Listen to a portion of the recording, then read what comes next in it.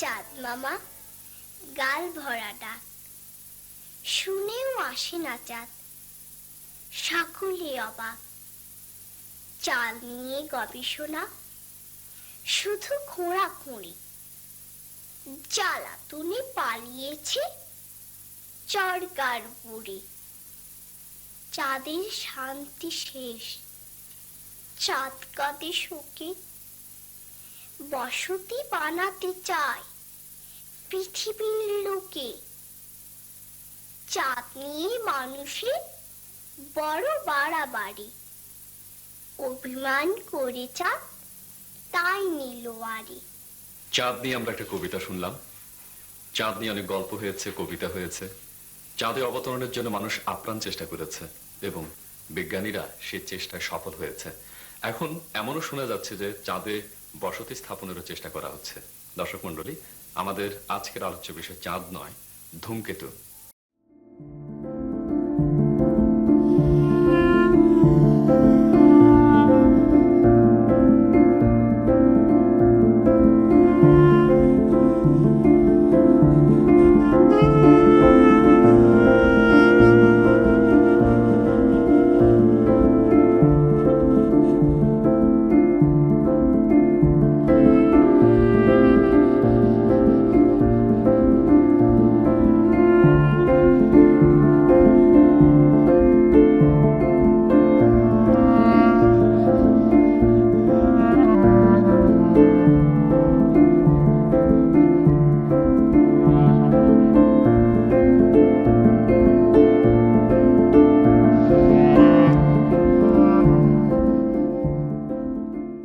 বিজ্ঞানীদের মতে মহাশূন্যে অসংখ্য ধূমকেতু ভেসে বেড়াচ্ছে এবং প্রতি বছর গড়ে 5 থেকে 6টি করে ধূমকেতু আবিষ্কৃত হচ্ছে।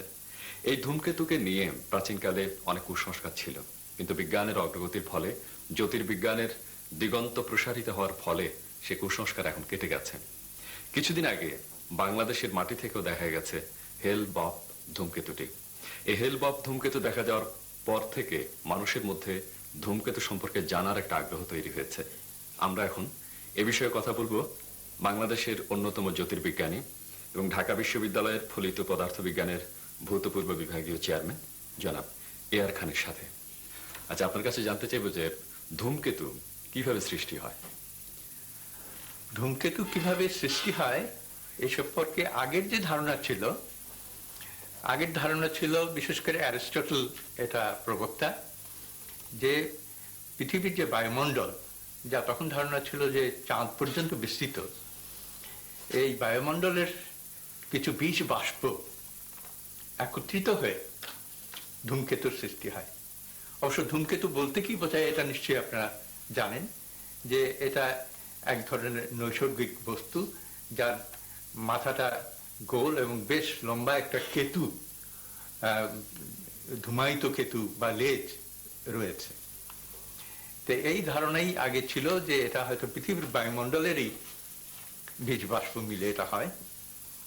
পরবর্তীতে টাইকো ব্রাহি প্রমাণ করলো যে না, এই ধূমকেতু 1577 সালের ধূমকেতুটি উনি বেশ ভালোভাবে পরীক্ষা নিরীক্ষা করেছিলেন এবং অন্যান্য জ্যোতির্বিদদের সহায়তায় এটাকে প্রমাণ করেছিলেন যে এটা চাঁদের থেকেও অনেক দূরে। অতএব এটা ঠিক পার্থিব বস্তু নয়, এটা নৈসর্গিক বস্তুর একটা কিছু। এরপরে অবশ্য কিছুকাল ধারণা ছিল যে হয়তো এটা বৃহৎ যেসব গ্রহ রয়েছে তার থেকে নির্গত হয়ে আসে, এবং সেটাও পরে দেখা গেল যে সেটা সত্যি নয়। ধূমকেতু সম্পর্কে শেষ পর্যন্ত যেটা বর্তমানে যেটা প্রচলিত ধারণা, সেটা হচ্ছে যে এই সৌরমণ্ডল যে বিরাট এক ধূলি মেঘের থেকে আস্তে আস্তে সৃষ্টি হয়, তারই কিছু অংশ এখন সৌরজগতের থেকে দূরে সরে যেয়ে প্রায় 1 থেকে 2 আলোকবর্ষ দূরে রয়েছে, এবং সেখানেই এই ধূমকেতুর কেন্দ্রিন বা নিউক্লিয়াস এটা রয়েছে অনেক সংখ্যায়, প্রায় 1,00,000 কোটি। এগুলো মাঝে মাঝে বিশেষ বিশেষ পরিস্থিতিতে সূর্যের দিকে চলে আসে, এবং সূর্যের যখন কাছাকাছি আসে তখন এই কেন্দ্রিনগুলো যেগুলোকে বলা হয় নোংরা বরফ বা ডার্টি আইস, যার মধ্যে পানি রয়েছে, তারপরে কার্বন ডাইঅক্সাইড রয়েছে এবং অন্যান্য গ্যাস এবং অণু এটা বরফাকৃতিতে রয়েছে।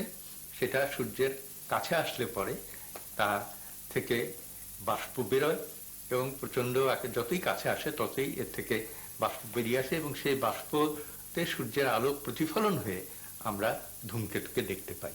আমরা আকাশে মহাশূন্যে ধূমকেতু দেখি, কিন্তু এই ধূমকেতুর মধ্যে কি কি উপাদান থাকে?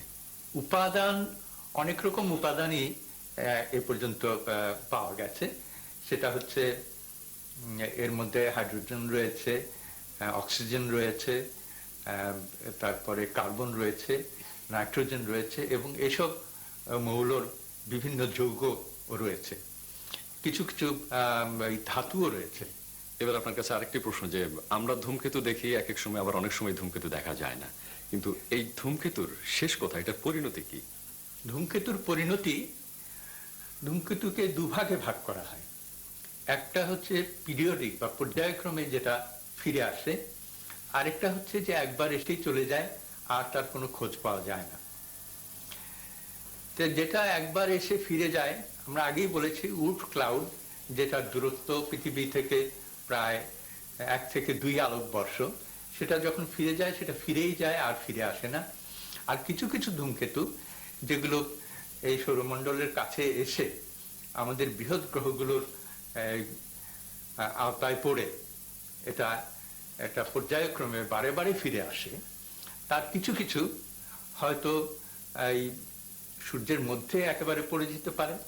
কিছুদিন আগে আমরা দেখেছি শুমেকার লেভি 9, যেটা ভেঙে যে বৃহস্পতির মধ্যে পড়ে শেষ হয়েছে। কিছু কিছু ধূমকেতু পর্যায়ক্রমে সূর্যের চারপাশে ঘুরতে ঘুরতে তার যে কেন্দ্রিন সেটা সম্পূর্ণটাই বাষ্পীভূত হয়ে শেষ হয়ে যেতে পারে।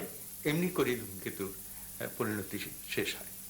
ধূমকেতু কি, ধূমকেতুর পরিণতি কি, এতক্ষণ আমরা সে বিষয়ে শুনেছি এবং আমাদের দেশের মানুষের মধ্যে কিছুদিন আগে হেল্প অফ ধূমকেতুটি দেখা গিয়েছে, যার কারণে মানুষের মধ্যে ধূমকেতু সম্পর্কে জানার একটা আগ্রহ তৈরি হয়েছে। মহাশূন্যে শুধু ধূমকেতু নয়, মহাশূন্যে আরো অজানা অনেক বস্তু রয়েছে যেগুলো মানুষের এখনো অজানা, এবং মানুষ সেগুলো আবিষ্কার করার জন্য নিরন্তরভাবে প্রচেষ্টা চালিয়ে যাচ্ছে। আমাদের দেশেও হেল্প অফ ধূমকেতুটি দেখা যাচ্ছে এবং এপ্রিল মাসের প্রথম সপ্তাহে এই হেল্প অফ ধূমকেতুটি আরো পরিষ্কারভাবে আকাশে দেখা যাবে। এবং যারা এই হেল্প অফ ধূমকেতুটি দেখতে চান তাদের ব্যাপারে বাংলাদেশ অ্যাস্ট্রোনমিক্যাল অ্যাসোসিয়েশন বেশ কিছু কর্মসূচি গ্রহণ করেছে এবং সেই কর্মসূচি সেই নির্দিষ্ট দিনে আপনারা যদি সেখানে উপস্থিত থাকেন তাহলে হেল্প অফ ধূমকেতুটি দেখতে পাবেন এবং মহাশূন্যের অজানা রহস্য সম্পর্কে আমাদের একটা ধারণা তৈরি হবে।